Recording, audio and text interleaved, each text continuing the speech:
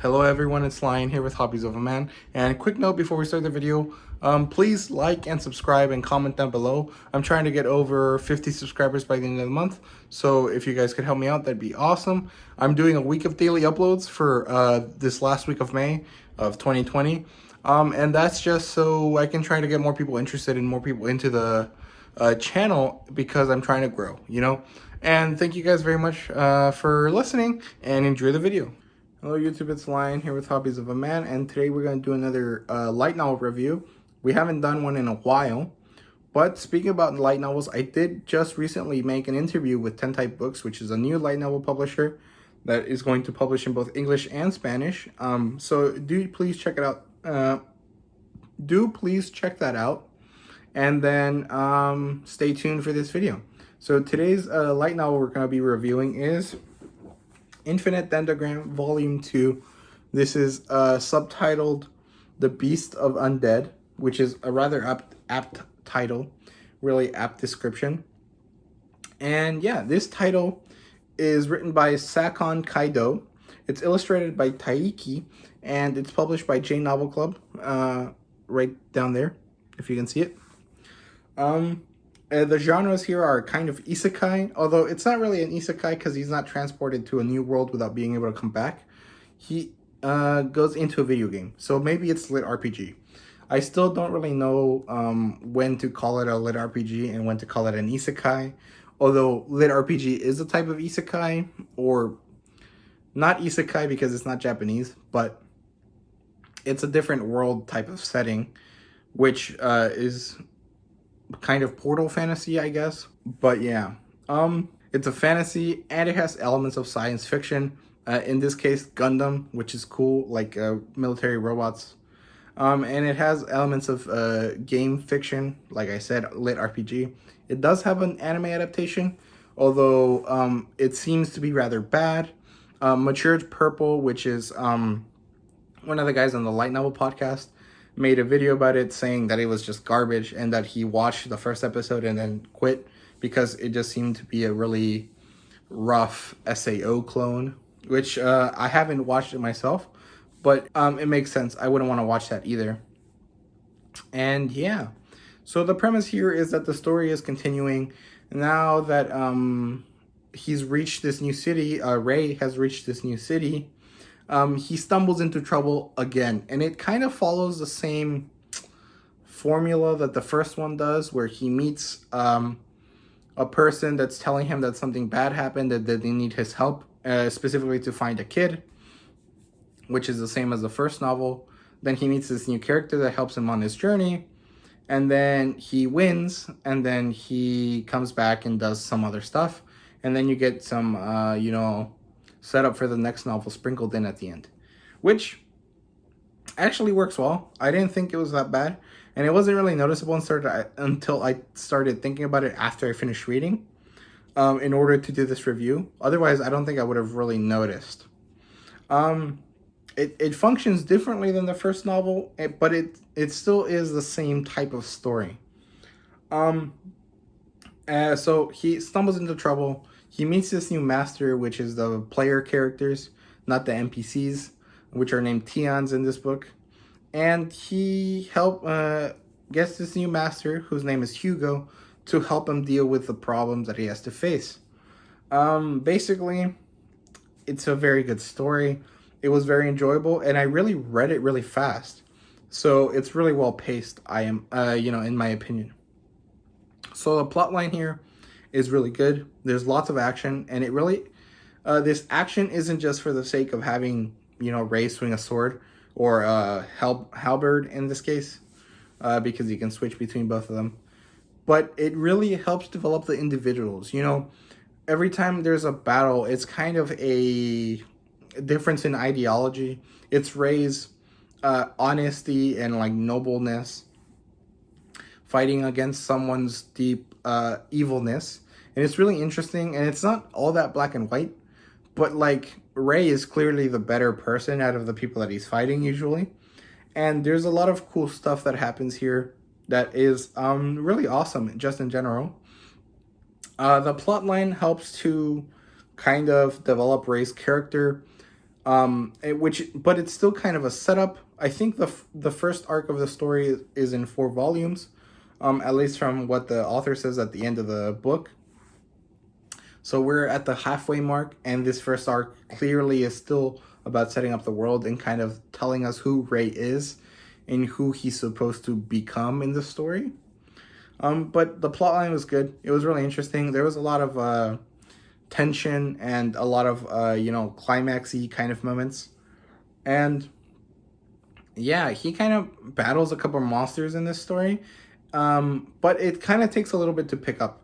The first half of the book is him getting to the new city, finding new gear to put on and to help him in his journey.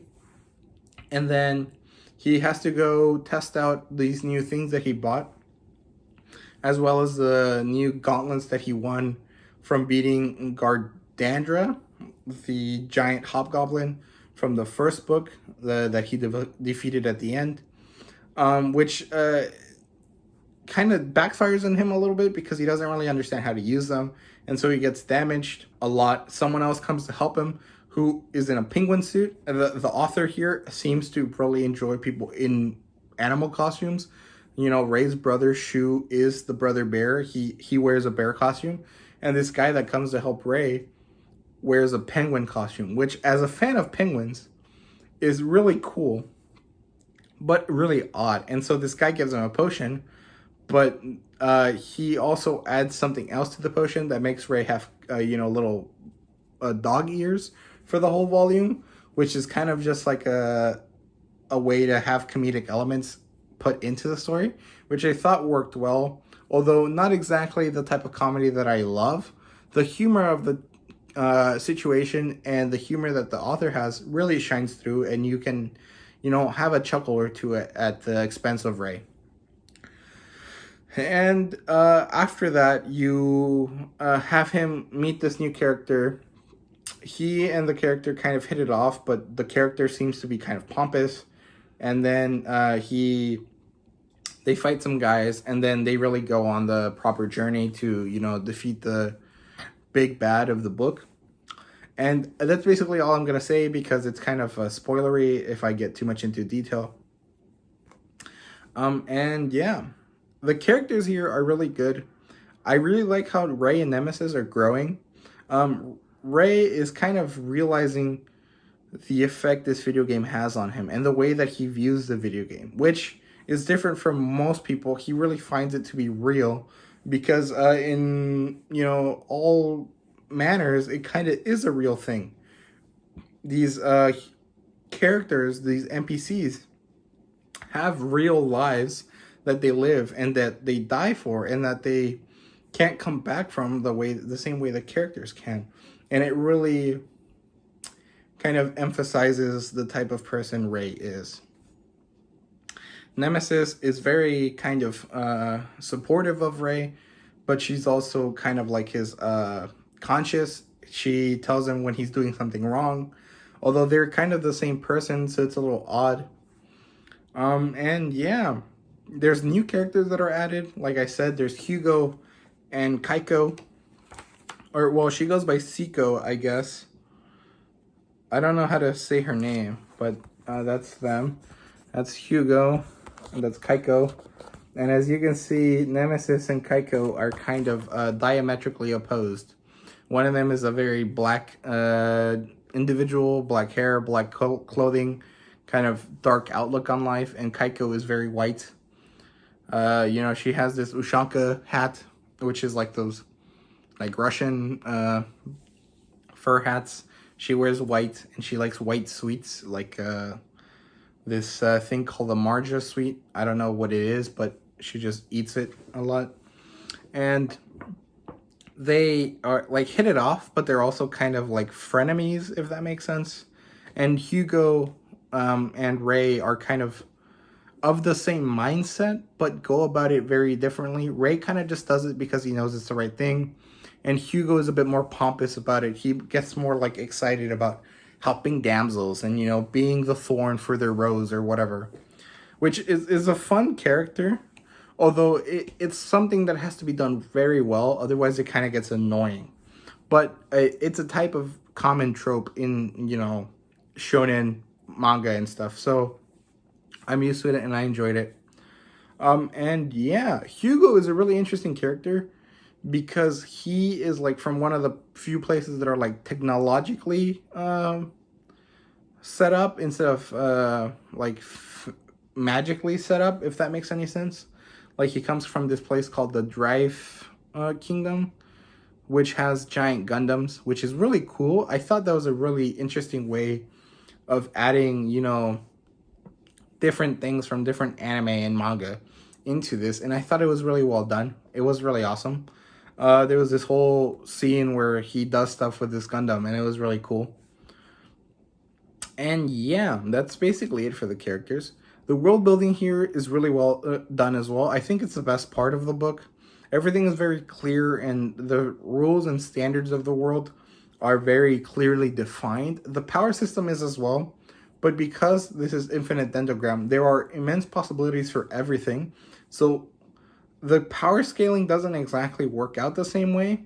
Like, maybe power scaling isn't the right word, but the way the power system works for every person individually is kind of different because of the way that their embryos work. Like, there's a set standard way things work, but within that standard, there's a lot of variations depending on each character and each person. And it's really, you know, interesting. Like, Ray levels up really slowly because he has a really high-level job, and he doesn't have a lot of basic skills because people assume that you would become the basic version of him and then upgrade into the, you know, role that he has, which is Paladin. So he levels up really slowly. He doesn't have that many attacks, but he's a very strong character, whereas opposed to someone like Rook, his partner from the last book, who's a pimp, which is a low-level class, levels up really, really fast, but kind of lacks in strength. And Hugo is kind of like in the middle. He's really good magically, but he's really weak physically. And he's kind of in between Rook and what's his name, Ray. He kind of like levels up kind of fast, but kind of has drawbacks as well. So it's really interesting how everything kind of functions. And yeah, it's just really interesting and really well done. The art here is great as well. I really like the way this art is done. It's not realistic, and it's not really exactly anime style. I don't know what to call it, but I really love how it looks. It's very colorful. And if I show you some of the art on the inside, it's really interesting how it works and how, you know, the characters are drawn. It's kind of sketchy, I guess. That's maybe a right way to say it. But not exactly. Like, that looks like a finished drawing. It just has this kind of rough rendering to it, I guess. That's the guy with the penguin suit, and that's his ears.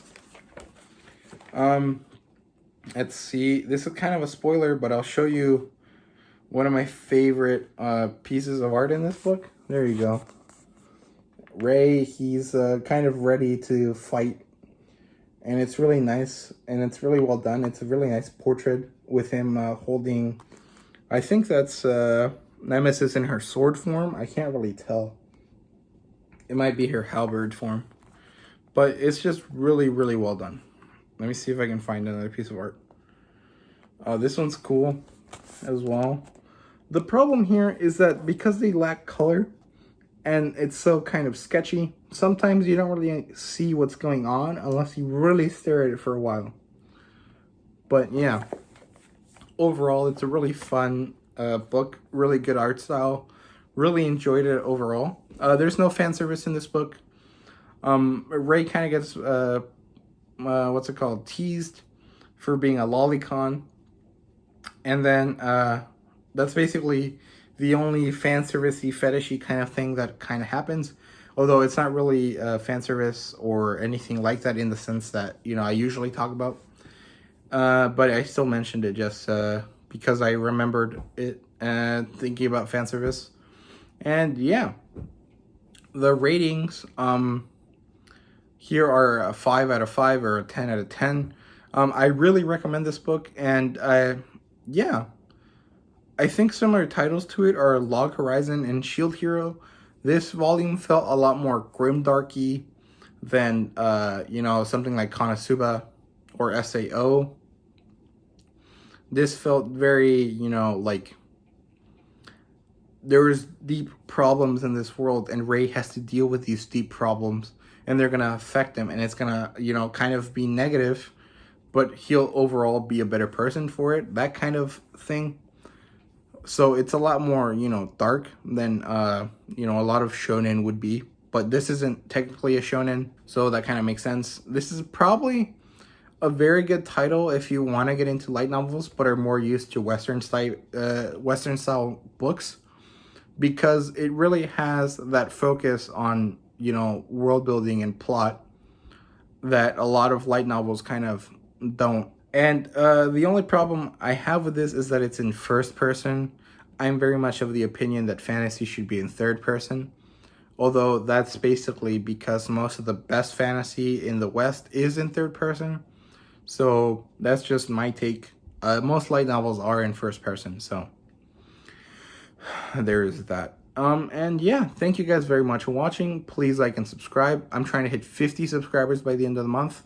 So if you guys could help me out, that'd be super awesome. I would really appreciate it. And check out some of my other videos. I did an interview with Tentai Books, like I mentioned at the beginning. And I did a review for Volume 1 of Infinite Dendrogram. And yeah, I just have a bunch of videos on manga and light novels on my channel. I'm gonna try to, you know, do other stuff as well that I want to do, but I haven't had the time to really plan it out. So yeah, thank you guys very much for watching. See you guys later.